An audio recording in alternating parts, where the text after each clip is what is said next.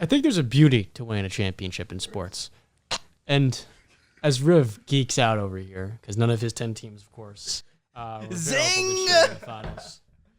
Congrats, bro. You see one ring in 19 years. Congrats. 20 years. Bro, your birthday just passed? It did. Oh. When's your birthday, John?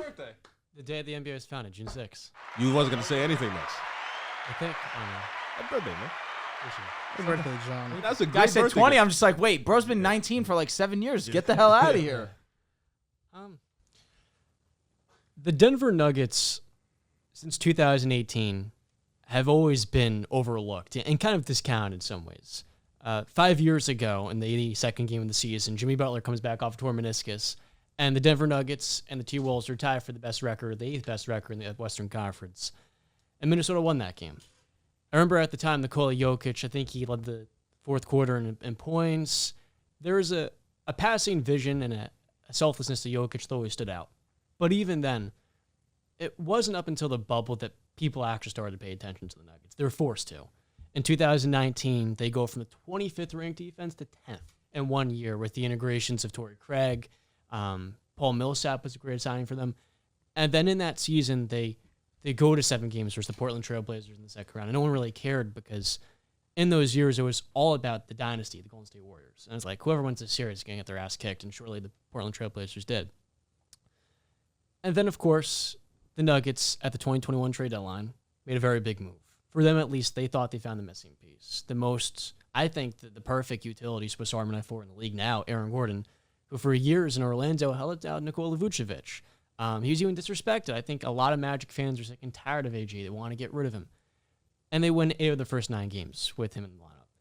Then Jamal Murray on April 12th, 2021, Against the tears Warriors. ACL. Against the Warriors, 50 seconds left in a game that was already decided. And the amount of bullshit that I heard following from many different people out there that then took it and used that against Nikola Jokic, that after Jamal Murray tears ACL, he goes and win again. They win 8 of their next 9 games without Murray. They then go into the playoffs, and with a rotation of Facu Campazzo, Austin Rivers, Marcus Howard, great college player, phenomenal, and Monte Morris is backcourt. He outplays Dame, Norman Powell, CJ McCollum. He batters Yusuf Nurkic into a pulp, averaging 35 points per game. But because he couldn't beat the Phoenix Suns in the second round, all people wanted to do was focus on, oh shit, remember? And he actually got really pissed in frustration foul campaign. And they overlooked the Nuggets played awesome without Murray in the lineup in the regular season. But we all knew at the end of the day, the Nuggets' ceiling was dependent on Jamal coming back into the lineup. So last year, the Nuggets built off of that by playing at a 52-win pace without Murray. 52-win pace. Talk about holding it down. Jokic without Michael Porter Jr. in almost all those games was incredible. And all people want to talk about is, well, he isn't defensible as Joel Embiid. Fucking kidding me? He's not a two-way player Embiid is. Then in the playoffs, I remember going into the first round series I was a lukewarm Nugget fan at the time. I remember the Warriors just kicking the Nuggets' ass in games 1 and 2. And I'm like, oh my God, this series isn't going to go well. And then game 3 comes around. Jokic plays excellent. They lose by 5 points. I'm like, how can you be expected to win a playoff game when your top 2 rotation players, your top 2 reserves are Bryn Forbes and Austin Rivers? How can you compete with the Warriors when that's your top 2 bench players? The Nuggets then went on to lose game 5 by single digits. They almost pushed the Warriors to 6 games last year with a roster that without Jokic was probably one of, if not the worst in the NBA. But because of his presence alone, unlike Kevin Durant, he got a game, nearly 2 games. Shit, he could have taken it to 3. And you want to know what happened? Whoa! All people want to do, because he lost, he got gentleman's swept in the first round, to say, you know what? Nikola Jokic, he's one of the worst MVPs of all time. He's fucking Steve Nash. I mean, look at him. He hasn't won a championship. And I remember thinking to myself, you know, they did just come back from 2 separate 3-1 deficits 9 months ago when Murray was healthy. But you know what? We'll let them take the victory lap now.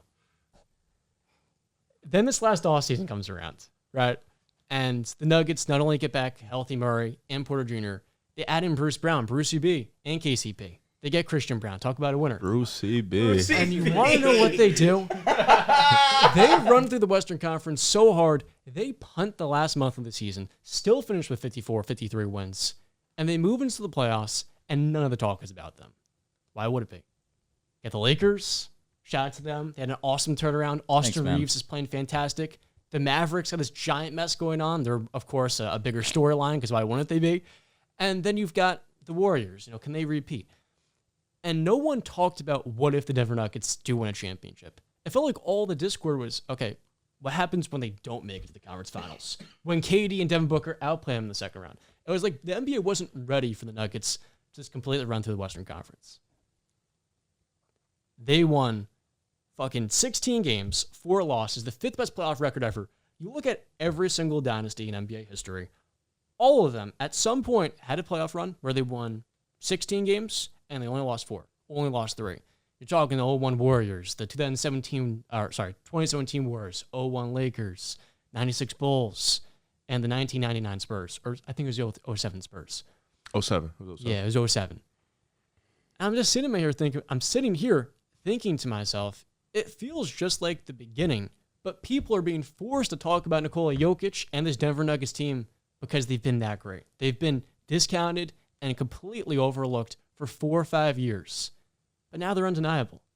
And as a sports fan that appreciates an underdog story, I look at Michael Porter Jr., who was a top-ranked prospect, had to undergo 3 back surgeries by 24 years old. Didn't even know if he'd come back to the game. He wears this AFO, which virtually is to allow him to run and jump normally. It's a device used for patients that may have suffered a stroke or have nerve damage. He's playing NBA basketball with this metal brace. It's more of a splint that wraps around his ankle. I don't know how he plays with it. And yet this year you saw his maturity. You saw his evolution as a defender. Jamal Murray. I'm trying to pull up my notes the fucking training the man. Oh, it's your laptop. That's why. I'm a dumbass. I'm sorry, Dehls. I'm like, where's the fucking...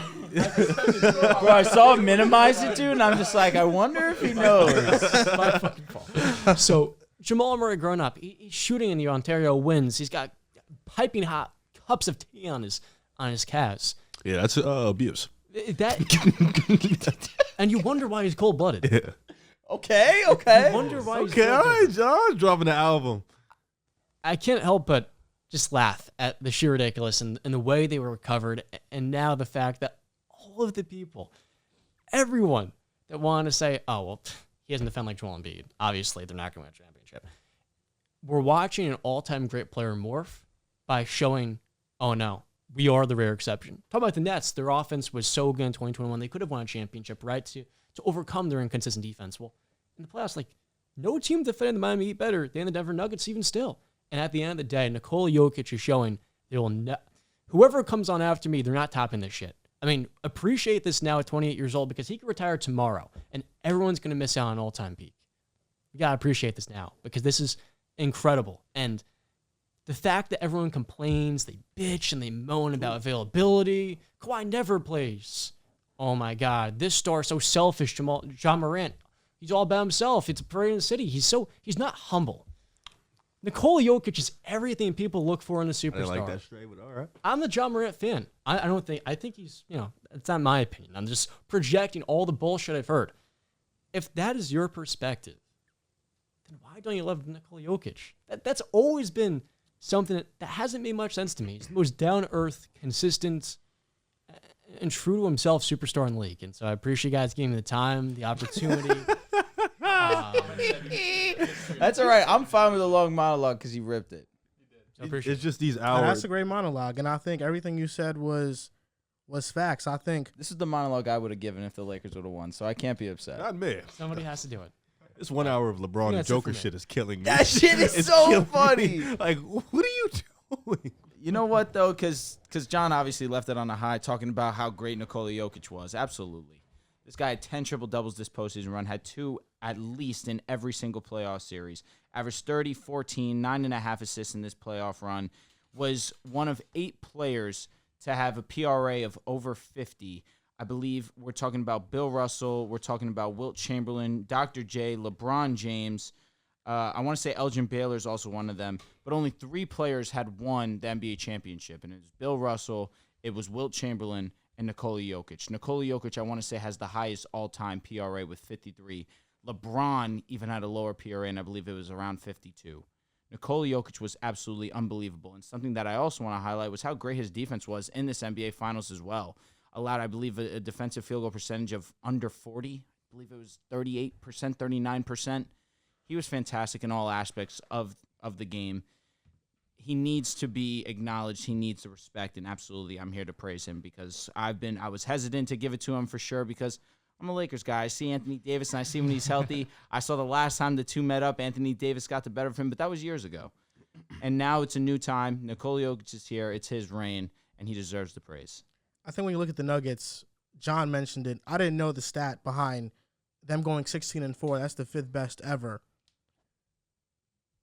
The Denver Nuggets have the chance for this to keep going on. Absolutely. Because of their entire core is made up of players that are under 28 years old. They're all under contract. And even a player like Bruce Brown, who's so important to them, and I think they should bring him back, and I'd be surprised if they didn't, but I understand if he's overpriced himself based on his playoff run. Christian Brown is ready to step in and take major minutes next season. I think that Denver Nuggets fans are also very excited to see Payne Watson be implemented into the rotation and see what he can do. So Denver is on a pathway to maybe secure another championship run, and it is made up of a bunch of underdog stories. I think the thing, what encapsulates it the most is Jokic was a second-round pick. He's the 54th pick in the draft. He's the best second-round pick ever.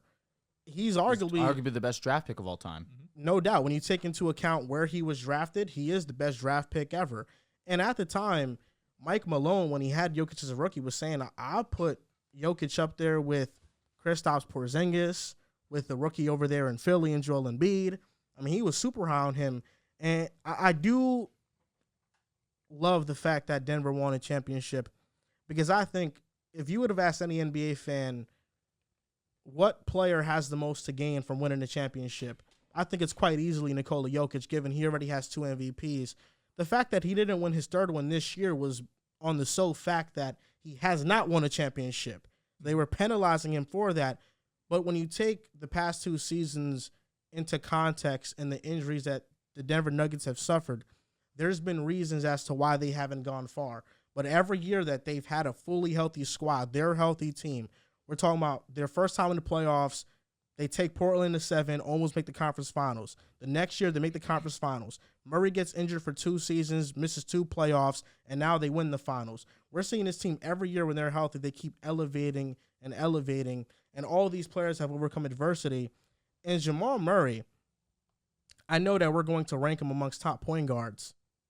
He's an anomaly because I understand that some may believe that it is recency bias to rank him highly, but his playoff resume is undeniable at this point. I mean, last year, we had a whole Knicks segment about Jalen Brunson. Mm-hmm. And I was making the argument to you guys that Jalen Brunson was going to be an all-star based off of 1 playoff run and 17 to 19 regular season games he started. Jamal Murray has played in 53 playoff games already. And he averages 25, 5, and 6.3 assists per game, basically 50, 40, 90. His PER jump from the regular season to the postseason is number 1 all time. His points per game jump from the regular season to the postseason is number 1 all time.